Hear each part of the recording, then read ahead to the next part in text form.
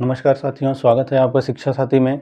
आज हम पढ़ने वाले हैं स्टैटिक जीके के एक महत्वपूर्ण टॉपिक के बारे में, जिसका नाम है शास्त्रीय नृत्य यानी क्लासिकल डांस, जिसको इंग्लिश में क्लासिकल डांस कहते हैं। यहाँ से प्रश्न इस प्रकार बनता है कि जैसे शास्त्रीय नृत्यों का नाम पूछ ले कि उनका संबंध किस राज्यों से है, या फिर उनके कलाकारों को पूछ ले, या फिर सबसे नवीन कौन सी है या सबसे प्राचीन शास्त्रीय नृत्य कौन सी है, इसका जो शास्त्रों में किस प्रकार उल्लेख है। तो शास्त्रीय नृत्य के बारे में हम सबसे पहले पढ़ेंगे कि शास्त्रीय नृत्य होती क्या है। जिन नृत्यों का उल्लेख शास्त्रों में हुआ है उसको हम शास्त्रीय नृत्य कहते हैं। हम बात करें कि इसका उल्लेख कहाँ मिलता है, उल्लेख की बात करें कि शास्त्रीय नृत्य का उल्लेख कहाँ मिलता है, तो भरत मुनि के नाट्य शास्त्र में, भरत मुनि के नाट्य शास्त्र में इन शास्त्रीय नृत्यों का उल्लेख मिलता है। और इस नाट्य शास्त्र को पंचम वेद भी कहा जाता है। पंचम वेद कहा जाता है। वेदों की संख्या कुल 4 होती है: ऋग्वेद, यजुर्वेद, सामवेद और अथर्ववेद। उसके बाद जो 5वें वेद की संज्ञा दी गई है वो भरत मुनि के इस नाट्य शास्त्र को दी गई है, और इस नाट्य शास्त्र में शास्त्रीय नृत्यों का उल्लेख है। अगर हम बात करें वर्तमान में कुल शास्त्रीय नृत्यों की संख्या कितनी है, तो शास्त्रीय नृत्यों की कुल संख्या 8 है। अगर हम सबसे प्राचीन की बात करें कि सबसे प्राचीन शास्त्रीय नृत्य कौन सी है, तो उसका नाम है भरतनाट्यम। भरतनाट्यम। और ये किस राज्य की है, तो तमिलनाडु की, तमिलनाडु। और नवीनतम की बात करें, सबसे नवीनतम जो शास्त्रीय नृत्य है वो कौन सी है, तो वो सत्रिया है। और सत्रिया कहाँ की है, तो ये असम राज्य की, असम की शास्त्रीय नृत्य है, जिसको वर्ष 2000 में शास्त्रीय नृत्य का दर्जा प्राप्त हुआ। शास्त्रीय नृत्य का दर्जा प्राप्त हुआ। और इसके जो फाउंडर हैं, यानी इसके संस्थापक जो हैं, इसके संस्थापक को पूछता है बहुत बार इनके सत्रिया के, तो वो हैं श्रीमंता शंकर देव। श्रीमंता शंकर देव, श्रीमंता शंकर देव। अब हम बात करेंगे कि जो 8 शास्त्रीय नृत्य है उनके क्या क्या नाम हैं, और वो भारत के किस किस राज्य में, कौन कौन से राज्य में की जाती हैं, वो किस राज्य के लिए जानी जाती हैं। तो हम लिखेंगे सबसे पहला भरतनाट्यम,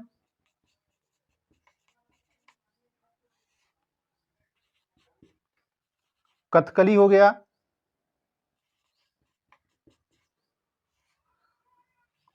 मोहिनी अट्टम हो गया, मोहिनी अट्टम।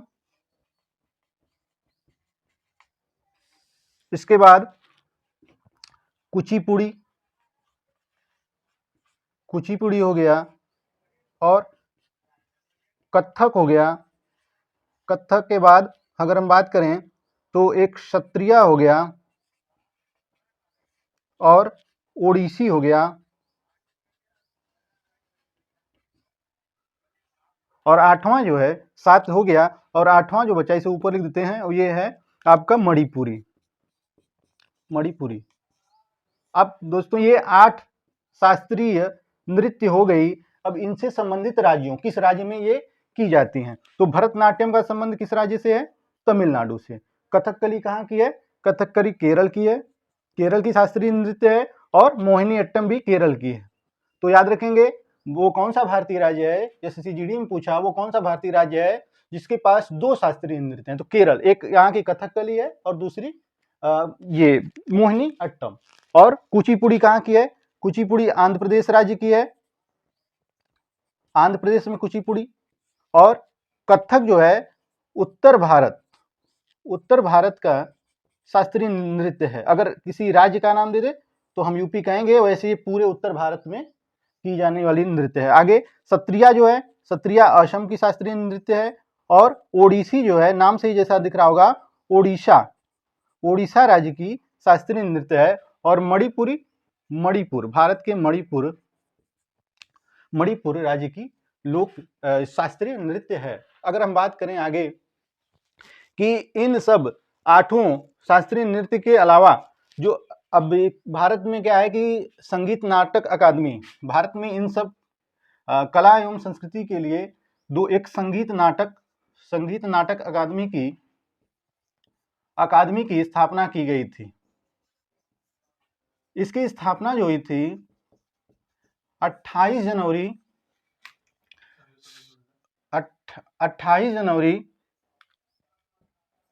28 जनवरी सन 1953 ईस्वी को हुई थी। और ये संगीत नाटक अकादमी के अनुसार, इसके अनुसार कुल 8 ही शास्त्रीय नृत्य हैं। हालांकि इसके अतिरिक्त भारत में एक मंत्रालय भी है, संस्कृति मंत्रालय, जो आर्ट एंड कल्चर यानी कला एवं संस्कृति के लिए कार्य करता है। संस्कृति मंत्रालय का मानना है कि वर्तमान में भारत में कुल 9 शास्त्रीय नृत्य हैं। और 9वां कौन सा बताया है? 8 तो यही, और उसके बाद इसने 9वां छऊ को माना है। छऊ जो नृत्य है, इसका संस्कृति मंत्रालय का मानना है कि ये भी शास्त्रीय नृत्य है। और छऊ क्या है कि छऊ 3 तरह की होती है और 3 राज्यों में की जाती है। पश्चिम बंगाल के बाद उड़ीसा, और उड़ीसा के बाद झारखंड में भी मनाई जाती है। तो ये छऊ जो है, इसका संबंध किस राज्य से है? तो ये 3 राज्यों से, पश्चिम बंगाल, उड़ीसा और झारखंड। उड़ीसा में जो छऊ होता है उसका नाम होता है मयूरभंज छऊ। पूछा गया है मयूरभंज छऊ का संबंध किस राज्य से है। इसके बाद पुरलिया छऊ का संबंध किस राज्य से है? तो ये आपका पश्चिम बंगाल वाला है। और उसके बाद झारखंड का है जो उसे सरायकेला छऊ के नाम से जानते हैं, सरायकेला छऊ। तो पेपर में अगर पूछेगा तो हम शास्त्रीय नृत्यों की संख्या 8 ही लगाएंगे। और अगर संस्कृति मंत्रालय ने छऊ को माना है जबकि संगीत नाटक अकादमी ने छऊ को नहीं माना है, तो वर्तमान में 8 ही शास्त्रीय नृत्य हैं। अगर संस्कृति मंत्रालय के हिसाब से पूछे कि 9वां शास्त्रीय नृत्य किसे माना गया है, तब आप छऊ को लगाएंगे। अब बात करें कि इससे और कैसे प्रश्न बनते हैं, तो इनके राज्यों के आधार के हिसाब से, यानी कौन सा राज्य दक्षिण भारत का है, कौन सा पूर्वोत्तर यानी पूर्व और उत्तर में स्थित है, कौन सा उत्तर भारत में है, तो इन स्थानों के आधार पर भी यहाँ से प्रश्न बनते हैं। जैसे पूछ लिया जाए कि पूर्वोत्तर भारत में कितने शास्त्रीय नृत्य हैं, पूर्वोत्तर भारत के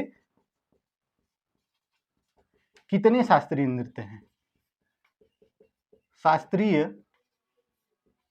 नृत्य हैं, तो आप बताएंगे पूर्वोत्तर भारत यानी जो 7 सिस्टर्स के नाम से जाना जाता है भारत का वो 7 राज्य, असम, नागालैंड, अरुणाचल प्रदेश वगैरह, तो वहां वे पूर्वोत्तर भारत के कितने शास्त्रीय नृत्य हैं? तो 2, एक आपका मणिपुर में और एक सतरिया असम का। तो पूर्वोत्तर भारत में कितने शास्त्रीय नृत्य हैं? 2, मणिपुरी और दूसरा सतरिया। मणिपुर को जानते होंगे, मणिपुर की है, और सतरिया असम की है। आगे हम बात करेंगे दूसरा प्रश्न जो यहाँ से पूछता है कि दक्षिण भारत में पूछ लिया वो कौन सा राज्य है? ऐसा राज्य जिसकी 2 शास्त्रीय नृत्य हैं, 2 शास्त्रीय नृत्य हैं, तो कौन सा बताएंगे? केरल में 2 शास्त्रीय नृत्य हैं, एक आपका हो गया मोहिनीअट्टम और दूसरा आपका कथकली। आगे हम बात करेंगे कि उत्तर भारत के शास्त्रीय नृत्य का नाम क्या है? शास्त्रीय नृत्य का नाम, तो हम क्या बताएंगे यहां से? तो इसका नाम है कथक। कथक जो है उत्तर भारत का शास्त्रीय नृत्य है। दोस्तों अब हम बात करेंगे सबसे प्राचीन शास्त्रीय नृत्य, इसका नाम है भरतनाट्यम। भरतनाट्यम के बारे में बात करेंगे कि भरतनाट्यम से प्रश्न कैसे बनते हैं और इसके कलाकार का नाम पूछता है। भरतनाट्यम देखिए क्या है कि शास्त्रीय नृत्य क्या होती है, और एक होती है शास्त्रीय नृत्य, एक होती है लोक नृत्य। एक होता है आपका क्लासिकल डांस, एक होता है फोक डांस।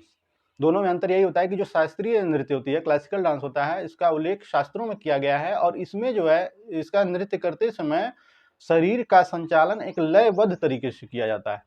और उसमें क्या होता है, लोक नृत्य में क्या होता है कि लोक नृत्य का उल्लेख शास्त्रों में नहीं है और वो क्षेत्रीय होती है, यानी कुछ क्षेत्रों, विशेष क्षेत्रों में उनका आयोजन किया जाता है। और उनका आयोजन ऐसे मौक़ों पर किया जाता है जैसे फसल ऋतु हो गया, बसंत ऋतु हो गया, फसल आगमन पर, फसल जैसे फसल का कटाई हो गया उस पर मनाया जाता है, त्योहारों के आगमन पर मनाया जाता है, ऋतुओं के परिवर्तन पे मनाया जाता है, या कोई मेला वगैरह लग रहा है तो ऐसे होते हैं, तो वो क्षेत्रीय होते हैं। लोक नृत्य क्षेत्रीय होते हैं, शास्त्रीय नृत्य जो होते हैं वो क्षेत्रीय नहीं होते हैं, उनका उल्लेख शास्त्रों में होता है, वो पूरे भारत के लिए होते हैं और उसमें शरीर का संचालन लयबद्ध तरीके से किया जाता है। अब आगे बात करेंगे भरतनाट्यम में।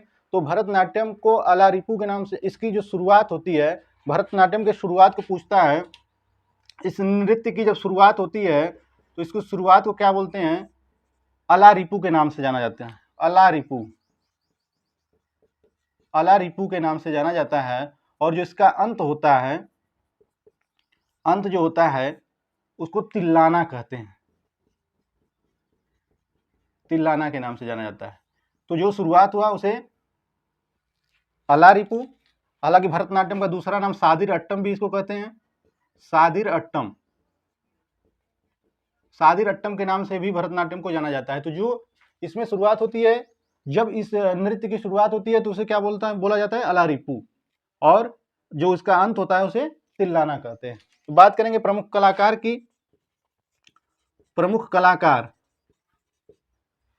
या नृत्यांगना, प्रमुख नृत्यांगना की बात करें, नृत्यांगना में तो सबसे प्रसिद्ध जो नाम है भरतनाट्यम में यामिनी कृष्णमूर्ति जी का, यामिनी कृष्णमूर्ति, यामिनी कृष्णमूर्ति।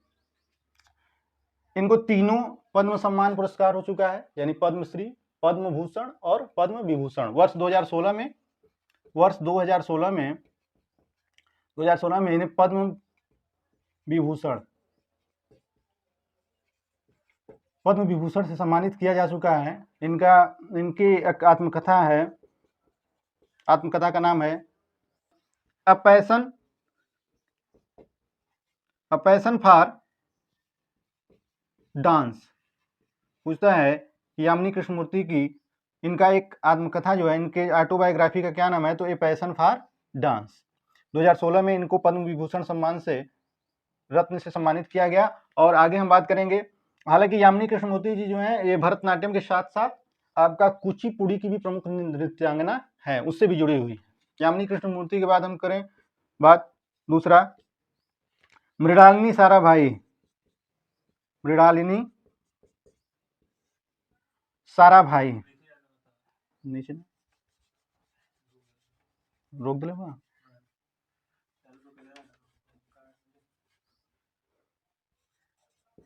मृणालिनी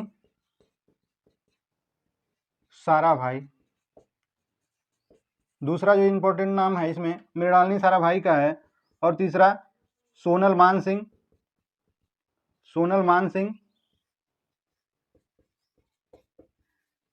सोनल मान सिंह, इनका एक प्रमुख नृत्य और भी है, ओडिसी से जुड़ी हुई हैं और वर्तमान में ये राज्यसभा सांसद हैं। इस वर्ष 2024 में भी ये राज्यसभा सांसद रही हैं। और ये इनका संबंध यहाँ पर भरतनाट्यम के साथ साथ आपको ओडिसी नृत्य से भी है। इसके बाद लीला सैमसंग,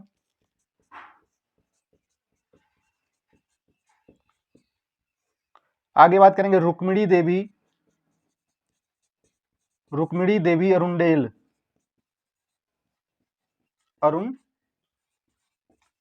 अरुंडेल, ये पहली राज्यसभा सांसद रही हैं, पहली राज्यसभा सांसद।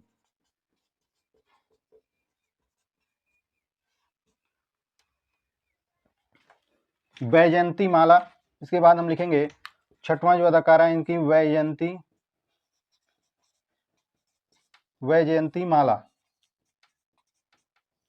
तो ये बहुत ही प्रमुख नाम है भरतनाट्यम से। यामिनी कृष्णमूर्ति सबसे प्रसिद्ध नाम है, नृत्यांगना है, जिनको तीनों शीर्ष सम्मान, हमने बताया तीनों पद्म के तीनों सम्मान प्राप्त हो चुके हैं। इनकी एक आत्मकथा को भी पूछता है, पैशन फॉर डांस। इसके बाद मृणालिनी साराभाई, इसके बाद सोनल मान सिंह, लीला सैमसंग, रुक्मिणी देवी अरुंडेल, पहली राज्यसभा सांसद महिला। इसके बाद वैजयंती माला। इन लोगों का संबंध किस नृत्य, शास्त्रीय नृत्य से है, तो हम कहेंगे कि भरतनाट्यम से इन लोगों का संबंध है। जब भरतनाट्यम का शुरुआत होती है तो सबसे पहले इसमें भगवान की प्रार्थना की जाती है। इस नृत्य में सबसे पहले भगवान की प्रार्थना की जाती है और 3 उंगलियों से ओम बनाया जाता है। और इसके जो गुरु होते हैं, भरतनाट्यम में जो गुरु होते हैं, इसको नट्टू वनार के नाम से जाना जाता है। नट्टू वनार, भरतनाट्यम नृत्य के जो गुरु होते हैं उनको किस नाम से जाना जाता है? नट्टू वनार के नाम से जाना जाता है। इसकी शुरुआत कैसे होती है? तो इसकी शुरुआत देवताओं की प्रार्थना से शुरू होती है और घुटनों के, इसका जो अंत होता है जिसे तिल्लाना बोलते हैं, घुटनों के बल पूरा शरीर का भार पैरों पर दे दिया जाता है। तो ये रहा भरतनाट्यम। भरतनाट्यम के बाद अगला नृत्य हम पढ़ेंगे आपका कुचिपुड़ी। तो आगे हम बात करने वाले हैं कुचिपुड़ी शास्त्रीय नृत्य के बारे में। तो सबसे पहले हम जानेंगे कुचिपुड़ी जो है किस भारतीय राज्य का शास्त्रीय नृत्य है? तो आंध्र प्रदेश का।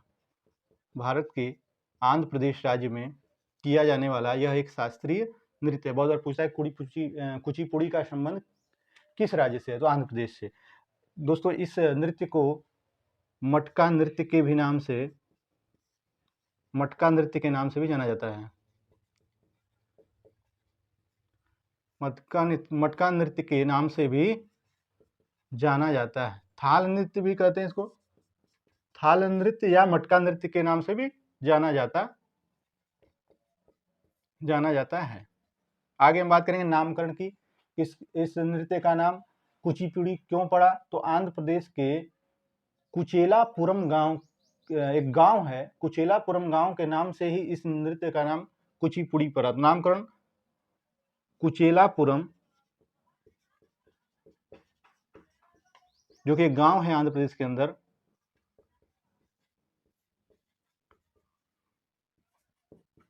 कुचेलापुरम गांव के नाम पर इस नृत्य का नाम कुचिपुड़ी पड़ा था। आगे आराध्य देव, अगर हम बात करेंगे इस शास्त्रीय नृत्य में किस देव को समर्पित है? तो महादेव को समर्पित है। और इसके प्रमुख कलाकार की बात करें तो यामिनी कृष्णमूर्ति,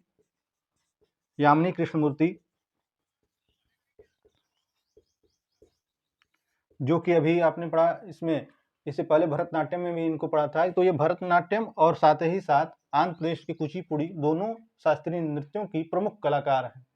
और इसके बाद माधवी मुदगल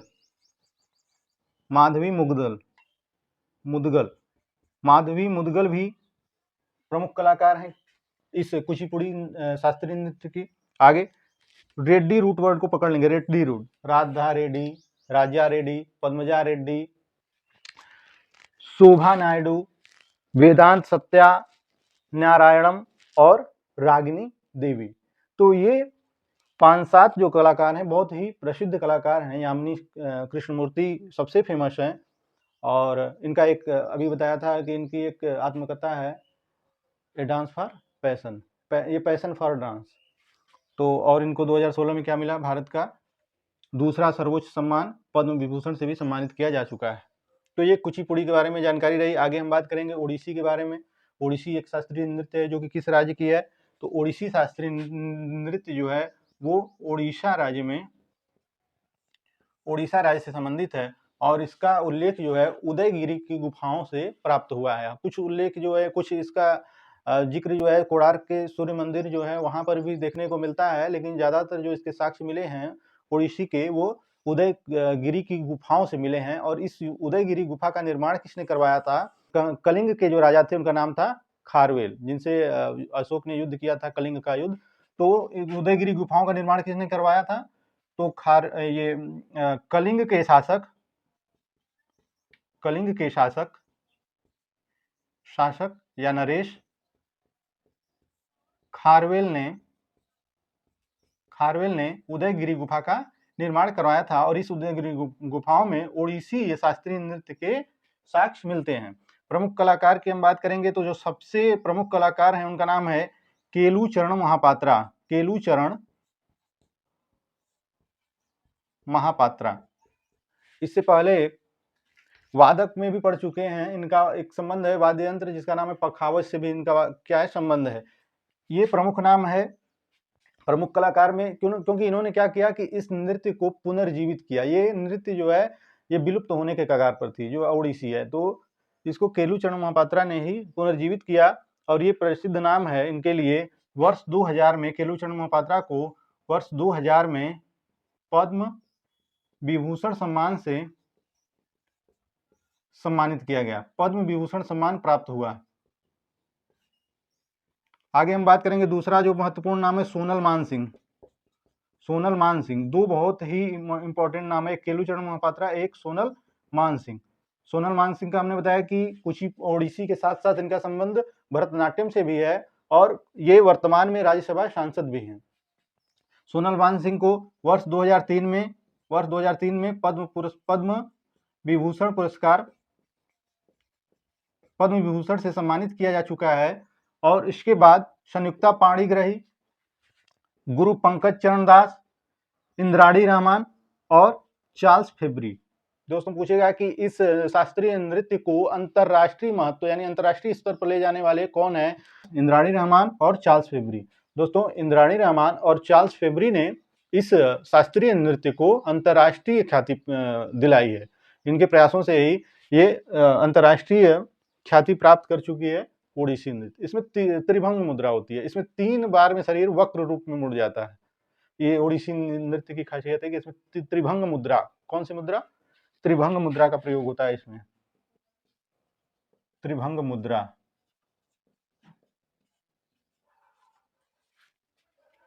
तो आज के लिए इतना है, इसका एक पार्ट हम लोग और करेंगे जिसमें पूरे सभी शास्त्रीय नृत्यों और उसके कलाकारों को करेंगे। आपको उम्मीद करते हैं वीडियो पसंद आया होगा। अगर पसंद आए तो वीडियो को लाइक जरूर करें और चैनल को सब्सक्राइब करें।